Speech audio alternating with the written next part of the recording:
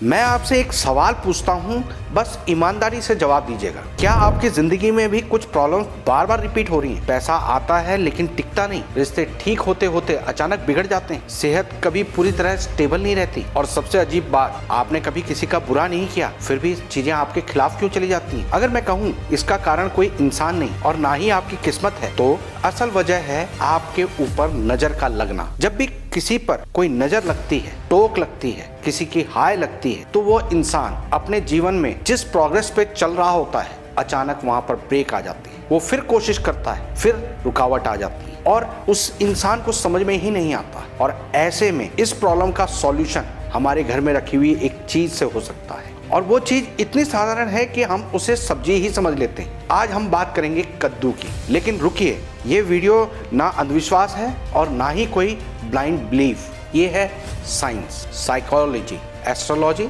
और लाल किताब का एक डेंजरस ओवरलैप, जिसके बारे में 99% लोग आधी बात जानते और आधी गलती कर बैठते, क्योंकि गलत तरीके से किया हुआ कद्दू का उपाय प्रॉब्लम हटाने के बजाय खुद प्रॉब्लम बन जाता है, और सही तरीके से किया गया वही कद्दू का उपाय ऐसी नेगेटिविटी अब्जॉर्व कर लेता है जिसका सोर्स आप कभी पकड़ भी नहीं पाते। इसलिए ये वीडियो ध्यान से सुनना, क्योंकि आज आप ये नहीं जानने वाले कि कद्दू क्या करता है, आज आप समझेंगे कद्दू कब काम करता है और कब उल्टा असर कर देता है। अब ये सवाल नहीं है कि कद्दू इस्तेमाल क्यों होता है, सवाल ये है आखिर ऐसी कौन सी चीज है जो सदियों से पूजा, तंत्र और उपायों में कद्दू को इतना पावरफुल बनाती रही है। चलिए सबसे पहले यही समझते हैं, कद्दू को खास क्यों माना गया है। अब यहाँ से जरा ध्यान से सुनिएगा, क्योंकि कद्दू को समझने के लिए पहले ये समझना जरूरी है कि हमारे पुराने लोग बेवकूफ नहीं थे।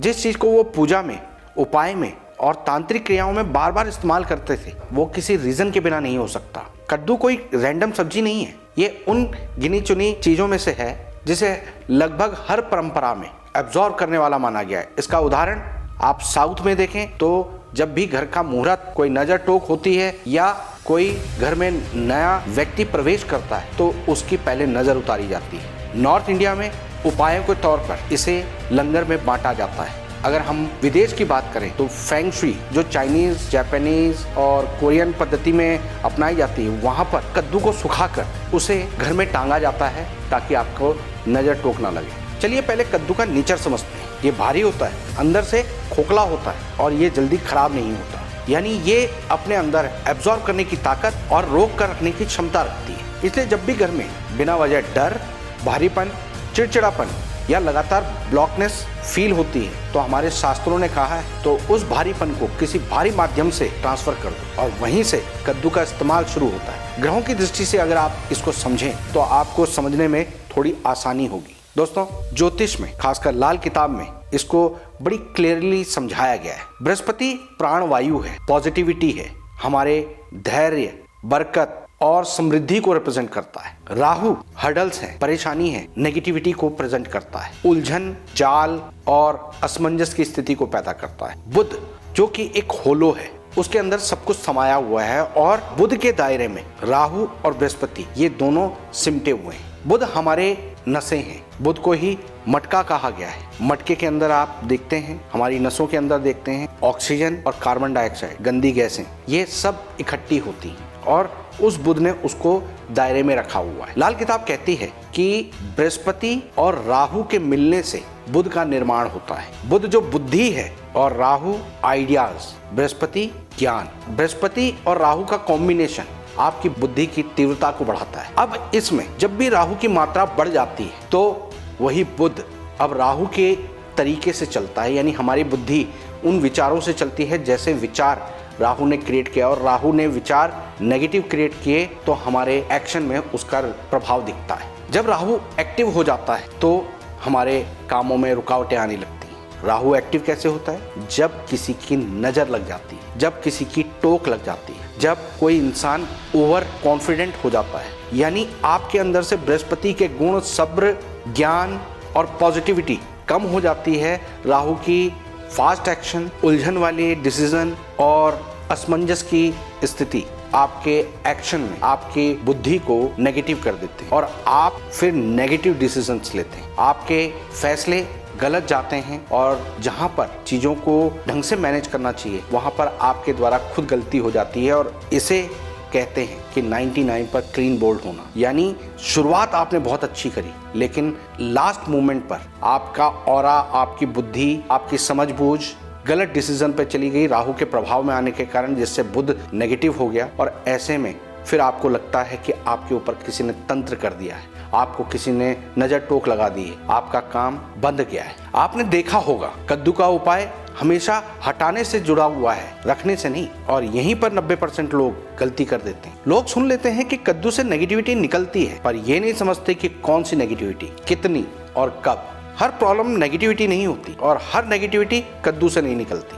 गलत समय, गलत भाव और गलत तरीके से किया गया उपाय प्रॉब्लम को हल्का नहीं करता, उसे रिपीट मोड में डाल देता है। इसलिए कुछ लोग कहते हैं हमने कद्दू का उपाय किया मगर कुछ बदला ही नहीं। असल में बदलाव होता है, पर वो बदलाव उनकी समझ से बाहर होता है। अब अगला सवाल ये है, अगर कद्दू सिर्फ प्रतीक नहीं एक प्रोसेस है, तो फिर ये प्रोसेस हमारे दिमाग पर और हमारी लाइफ पर काम कैसे करती है? और यहीं से साइंस और साइकोलॉजी एंटर करती है। यहीं पर ज्यादातर लोग कंफ्यूज हो जाते हैं। इसलिए चलिए अब इसे समझते हैं, उपाय काम क्यों करता है। हमारे बॉडी में 7 चक्र होते हैं और सारे चक्र अलग अलग रंगों से डिनोट होते हैं, उनका अलग अलग काम है। राहु हमारे मन मस्तिष्क बैलेंस को बनाते हैं, हमारे ऑरा को बनाते हैं, और जब उसमें कहीं कोई दिक्कत आती है तो हमें कद्दू उसमें मदद करता है। हमारी बॉडी में जब भी ब्लू, ब्लैक इस तरह की एनर्जीज ज्यादा हावी हो जाती हैं और हमारे येलो ऑरा को दबा देती हैं, तो हमारे अंदर पेशेंस खत्म हो जाता है। हमें दूसरे का इन्फ्लुएंस बहुत जल्दी महसूस होने लगता है। हम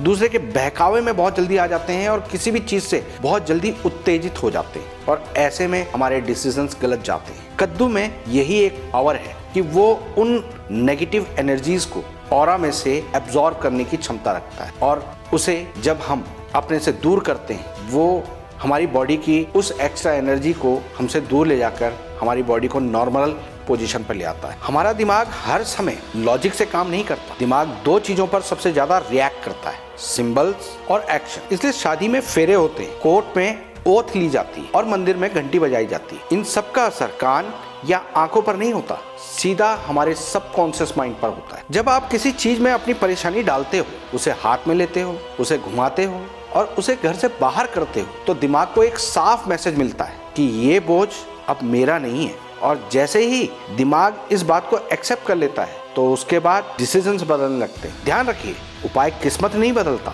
उपाय आपकी मानसिक स्थिति को बदलता है, और वही मानसिक स्थिति आगे चलकर फैसले बदलती है, रिएक्शंस बदलती है और धीरे धीरे रास्ते बदलती है। अब सवाल उठता है, मोमबत्ती क्यों नहीं, कागज क्यों नहीं, कद्दू ही क्यों? क्योंकि दिमाग वेट को सीरियसनेस से जोड़ता है। भारी चीज इक्वल्स टू बड़ा बोझ, हल्की चीज इक्वल्स टू हल्की बात। इसलिए जब कोई भारी चीज सिंबॉलिक रूप से घर से बाहर जाती है, तो दिमाग उसे सही में एक रिमूवल मान लेता है। आपने नोटिस किया होगा, जब आप किसी को अपनी प्रॉब्लम खुलकर बता देते हैं तो प्रॉब्लम खत्म नहीं होती, लेकिन मन हल्का हो जाता है। कद्दू का उपाय ठीक वैसे ही काम करता है, आपके मन मस्तिष्क पर उसका ऐसा ही प्रभाव पड़ता है, बस बिना बोले। अब सबसे जरूरी बात, कुछ लोगों के लिए उपाय काम क्यों नहीं करता? क्योंकि कभी वो गुस्से में करते हैं, कभी बदला लेने की भावना से, या कभी डर के कारण। दिमाग उस सिग्नल को रिलीज नहीं, कॉन्फ्लिक्ट समझ लेता है, और कॉन्फ्लिक्ट से कभी क्लैरिटी नहीं मिलती। चलिए अब बात करते हैं कि अगर कद्दू दिमाग और एनर्जी दोनों पर काम करता है, तो कौन कौन से संकेत बताते हैं कि आपको ये उपाय करना चाहिए? क्योंकि हर दिन हर इंसान को ये उपाय नहीं चाहिए। अगले हिस्से में हम वही क्लियर करेंगे, कब कद्दू का उपाय करना चाहिए। अब ध्यान से सुनिए, इस उपाय को करने के लिए कुछ स्पष्ट संकेत होते हैं जो बताते हैं कि अब डिले नहीं करना चाहिए। पहला साइन, बिना वजह भारीपन। क्या आपके साथ ऐसा होता है? सब कुछ होते हुए भी मन भारी रहता है, बैठते ही थकान लग जाती है, या छोटी छोटी बातों पर इरिटेशन हो जाती है, और जब कोई पूछता है कि क्या हुआ, तो आपके पास कोई जवाब ही नहीं होता। ये पहला संकेत है कि एनर्जी कंजस्टेड है। सेकंड साइन, पैसा आता तो है मगर टिक नहीं पाता। अगर आपकी इनकम तो ठीक है, काम भी सही चल रहा है, लेकिन मंथ एंड हमेशा टाइट रहता है। कोई ना कोई एक्सपेंस अचानक खड़ा हो जाता है, कभी मेडिकल, कभी रिपेयर, कभी पेनल्टी, या कभी कोई ऐसा खर्च जिसका अंदाजा ही नहीं था, तो ये सिग्नल है कि फाइनेंशियल फ्लो डिस्टर्ब हो गया है। थर्ड साइन, घर में बेवजह टेंशन। अब ये तो बहुत कॉमन है, छोटी छोटी बातों पर बहस, टोन जल्दी चेंज हो जाना, शांति होते हुए भी रेस्टलेसनेस फील करना। कोई बड़ा झगड़ा नहीं, लेकिन सुकून भी नहीं। घर में एक शीत युद्ध का माहौल, ये बताता है कि घर की एनर्जी अब हैवी हो चुकी है। फोर्थ साइन, नींद और डर का कनेक्शन। अब ये सुनकर कई लोग चौंकते हैं, नींद बार बार टूटना, सपनों में गिरना, अचानक डर के साथ उड़ जाना, और इसका कोई क्लियर रीजन भी नहीं होता। ये सीधा बताता है कि आपका सबकॉन्शियस ओवरलोडेड हो गया है। 5वां साइन, रास्ता दिखता है कि आपका सबकॉन्शियस ओवरलोडेड हो गया है लेकिन कदम नहीं उठा पाते। ये सबसे डेंजरस साइन है। आपको पता है क्या करना है, सॉल्यूशन आपके सामने ही है, मौका भी है, फिर भी डिसीजंस नहीं हो पा रहे। ये कंफ्यूजन नहीं, मेंटल ब्लॉकेज है। ध्यान रखिए, जब प्रॉब्लम बाहर दिखती है तो लोग सॉल्यूशन बाहर ढूंढते हैं, पर जब प्रॉब्लम बिना वजह रिपीट होती है तो वजह अक्सर एनर्जी और माइंड होता है। किन लोगों को ये रेमेडी बिल्कुल नहीं करनी चाहिए? अगर आप ये सिर्फ क्यूरियोसिटी में करना चाहते हैं या किसी को नुकसान पहुंचाने के लिए या डर में आकर करना चाहते हैं तो ये उपाय आपके लिए नहीं है, क्योंकि ये उपाय रिलीज के लिए है, रिवेंज के लिए नहीं। अब यहाँ सवाल उठता है, अगर संकेत क्लियर है तो सही तरीका क्या है, कब करना चाहिए, कैसे करना चाहिए? क्योंकि आधा अधूरा उपाय प्रॉब्लम कम नहीं करता, आपकी कंफ्यूजन बढ़ा देता है। चलिए आप जानते हैं सबसे सरल और सेफ कद्दू का उपाय। अब ध्यान से सुनिए, ये उपाय ना तंत्र है, ना टोना, ना कोई रिस्की प्रोसेस। ये एक रिलीज रिचुअल है जिसे कोई भी सेफ तरीके से कर सकता है, लेकिन जिन्हें मना किया है उनको छोड़कर। स्टेप 1, सही कद्दू कैसे लें? एक मध्यम आकार का पका हुआ कद्दू लें, बहुत छोटा नहीं और बहुत ज्यादा भारी भी नहीं। ध्यान रहे, सड़ा हुआ, कटा हुआ, दाग धब्बे वाला कद्दू यूज नहीं करना चाहिए, क्योंकि आप हैवी एनर्जी बाहर भेज रहे हैं, इसलिए वो चीज खुद बैलेंस होनी चाहिए। स्टेप 2, सही दिन और समय। अब ये पॉइंट बहुत लोग मिस कर देते हैं। बुधवार को कद्दू खरीदें, गुरुवार सुबह उपाय करें। क्यों? क्योंकि बुधवार प्रिपरेशन होता है और बुध यहाँ पर सबसे पावरफुल ग्रह है, क्योंकि बुध हमारी बुद्धि है, हमारा कॉन्शियस और सबकॉन्शियस माइंड पर उसका कंट्रोल है। अब वो डिस्टर्ब होगा तो हमें उसके लिए समाधान करना होगा, इसलिए बुध को सबसे पहले हमने लेना है और उसके बाद जब हम उसको बुधवार को खरीद के लाते हैं तो गुरुवार को ये उपाय करना है। यानी जो गुरुवार है वो बृहस्पति से रिप्रेजेंट होता है, पॉजिटिविटी से रिप्रेजेंट होता है। अब उसमें से आपने उसको कहीं पर दान किया, त्याग दिया, घर से निकाल दिया, तो ऐसे में वो बृहस्पति की पॉजिटिव एनर्जी आपके पास रह जाती है और बाकी सारी नेगेटिव एनर्जी निकल जाती है। स्टेप 3, सबसे जरूरी चीज आपका माइंडसेट। इस उपाय में आप क्या सोचते हैं वो ज्यादा इंपॉर्टेंट है, बजाय उसके कि आपने क्या बोला। मन में सिर्फ एक लाइन रखिए, जो भी भारी है, जो भी अटका है, वो आज बाहर चला जाए। बस, किसी इंसान का नाम नहीं, किसी दुश्मन की कल्पना नहीं, कोई बदला नहीं, सिर्फ हल्कापन। स्टेप 4, कद्दू का अर्पण। अब 2 सेफ ऑप्शंस हैं। ऑप्शन 1 जो बहुत सिंपल है, कद्दू को किसी मंदिर में अर्पित कर दीजिए। ऑप्शन 2, किसी ऐसी जगह रख दीजिए जहां से आप पीछे मुड़कर ना देखें। पीछे मुड़कर देखना सिंबॉलिकली बताता है कि आप अभी भी वही बोझ पकड़े हुए हैं। स्टेप 5, उसके बाद क्या करें? बहुत इंपॉर्टेंट है, उस दिन ज्यादा बहस ना करें, ज्यादा एक्सप्लेन ना करें और खुद को ऑब्जर्व करें, क्योंकि बदलाव तुरंत बाहर नहीं दिखता, पहले अंदर होता है। जब आप कद्दू छोड़ते हैं, हाथ कुछ नहीं छोड़ता, दिमाग सिग्नल छोड़ता है, और दिमाग जब छोड़ना सीख लेता है तो रास्ते अपने आप खुल जाते हैं। अब इस उपाय के डोंट्स जो आपको नहीं करने चाहिए, ये गलतियां आप बिल्कुल मत करना। रात में उपाय, गुस्से में उपाय, किसी को दिखाने के लिए उपाय, या बार बार करना, क्योंकि ये डेली हैबिट नहीं है, ये एक तरह से आपका रीसेट बटन है। तो चलिए अब बात करते हैं कौन सी सिचुएशन में कैसे उपाय करना चाहिए। पहला, सिचुएशन नंबर 1, अगर आपको या आपके घर में परिवार में किसी व्यक्ति को कोई बीमारी लग गई है और वो अचानक आई है, कोई कारण समझ में नहीं आ रहा, डॉक्टर उसे पकड़ नहीं पा रहे, ट्रीटमेंट होने के बावजूद वो बीमारी निकल नहीं रही है, तो ऐसे में आपको कद्दू लेना है, एक सूती सफेद कपड़े में उसको लपेटना है और उस मरीज के बेड के बगल में कहीं पर रख देना है। ये बुधवार को आपने रखना है और वीरवार को, गुरुवार को इसे मंदिर में देकर आना है। दूसरी सिचुएशन नंबर 2, अगर घर में हर किसी के काम रुक रहे हैं, बेवजह टेंशन बनी रहती है, अपना पैसा आ नहीं रहा, लेकिन जो लेने वाले लोग हैं वो सर पर नाच रहे हैं, तो जब इस तरह की सिचुएशन होती है कि हर मेंबर को कहीं ना कहीं सेम तरह की प्रॉब्लम फेस करनी पड़ रही है, तो तब क्या करना है कि एक पीला कद्दू आपको बुधवार को खरीदना है, घर में रखना है और उसे एक पीले कपड़े से लपेटकर पूरी रात रखना है और सुबह उसे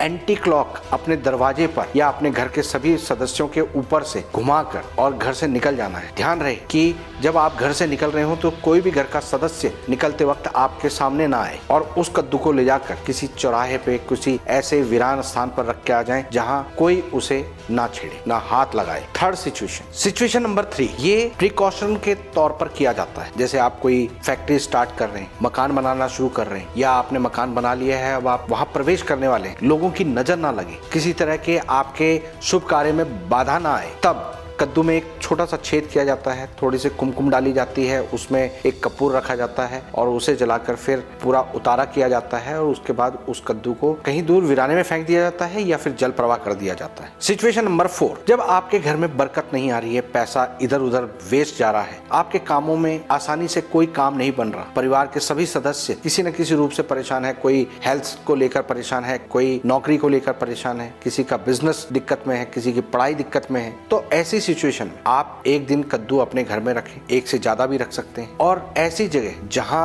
भंडारा होता हो, कद्दू की सब्जी बनती हो, लंगर होता हो, वहां कद्दू की सब्जी बनती हो, ऐसी जगह पर उस कद्दू को आप भेंट स्वरूप दे दें तो आपके यहाँ की नेगेटिविटी वो एब्जॉर्ब करके और जब वो लोगों में बंटता है, सब्जी बनकर वो लंगर में जाता है, तो उसका थोड़ा थोड़ा अंश सब में बंटने के कारण किसी को वो नेगेटिव भी नहीं करता और आपके नेगेटिव एनर्जी घर से निकल जाती है। याद रखिए, कभी भी उपाय आपकी किस्मत नहीं बदलता, उपाय आपकी पकड़ बदल देते हैं और जैसे ही पकड़ बदलती है पैटर्न टूट जाते हैं। मैंने अपनी प्रैक्टिस में देखा है, कुछ लोग उपाय से नहीं बदलते, कुछ लोग समझ से बदल जाते हैं और जो समझ गया उसे ज्यादा उपाय करने की जरूरत ही नहीं पड़ती। इसलिए आज की वीडियो का मतलब ये नहीं था कि कद्दू सब कुछ ठीक कर देगा, इसका मतलब ये था कि हर बोझ लड़ने के लिए नहीं होता, कुछ बोझ छोड़ने के लिए होता है। अगर आपको लगा कि ये बात कहीं आपको अंदर टच कर गई, आपने खुद को इन लाइंस में पहचाना है या आप कंफ्यूज थे कि कौन सा स्टेप सही है, तो गैस मत कीजिए। समझदारी गैस करने से नहीं आती, जो समय रहते सिग्नल समझ जाता है वही बचता है, बाकी लोग उसी रास्ते पे बार बार घूमते रह जाते हैं। आज के लिए बस इतना ही। क्या आप जानते हैं कि आपके घर में जो एनर्जी इनबैलेंस हो रहा है उनको ठीक करने के लिए ज्योतिष और वास्तु ने बहुत छोटे छोटे बिना तोड़ फोड़ वाले रेमेडीज दे रखे हैं। कुछ स्टैचूज ऐसे होते हैं जो सिंबॉलिक होते हैं, हमारे एनर्जीज को प्रभावित करते हैं और हमारे वास्तु को बैलेंस करते हैं। आप भी अपने घर के वास्तु को बैलेंस करना चाहते हैं, सिचुएशन के अकॉर्डिंग अपनी चीजों को ठीक करना चाहते हैं, तो इस प्लेलिस्ट पर क्लिक करें। और अगर आप हमारी वीडियोस औरों से पहले पाना चाहते हैं तो 1 लीटर की कोल्ड ड्रिंक से भी कम की कीमत में आप हमारी मेंबरशिप ज्वाइन कर सकते हैं और उसके बारे में ज्यादा जानकारी के लिए इस वीडियो पर क्लिक करें। फिर मिलेंगे अपनी अगली ज्ञानवर्धक वीडियो के साथ, तब तक के लिए मैं अपनी वाणी को विराम देता हूँ। ओम नमः शिवाय।